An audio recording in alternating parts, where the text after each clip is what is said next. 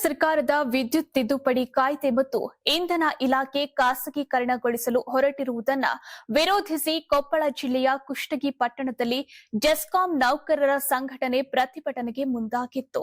ಜೆಸ್ಕಾಂ ಉಪವಿಭಾಗದ ಕಚೇರಿ ಮುಂದೆ ಘೋಷಣೆಗಳನ್ನ ಕೂಗಿ ಆಕ್ರೋಶ ಹೊರಹಾಕಿದ್ದಾರೆ. ವಿದ್ಯುತ್ ವಿತರಣೆ ಮತ್ತು ಚಿಲ್ಲರೆ ಮಾರಾಟವನ್ನು ಖಾಸಗೀಕರಣಗೊಳಿಸುವುದರಿಂದ ವಿದ್ಯುತ್ ದರ ಹೆಚ್ಚಾಗಲಿದೆ.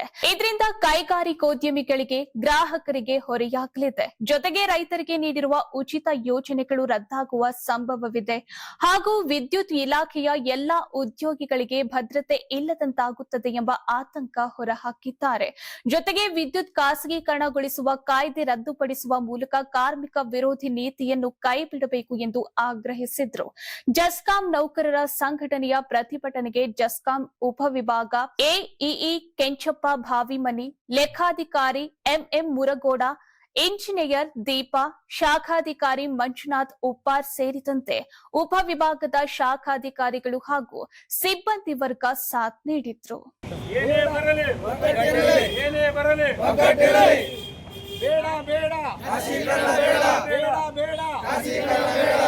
ಕಾರ್ಮಿಕ ವಿರೋಧಿ ನೀತಿಗೆ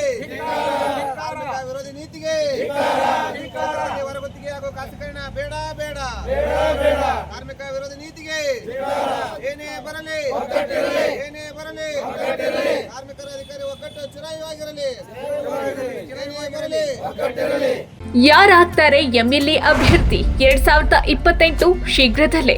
ಪ್ರತಿದಿನ ಒಂದೊಂದು ಕ್ಷೇತ್ರದ ಟಿಕೆಟ್ ಆಕಾಂಕ್ಷಿಗಳ ಸಂಪೂರ್ಣ ಮಾಹಿತಿ ಪೊಲಿಟಿಕಲ್ ಜರ್ನಲಿಸ್ಟ್ ಕೆಎಂ ಶಿವಕುಮಾರ್ ಅವರಿಂದ.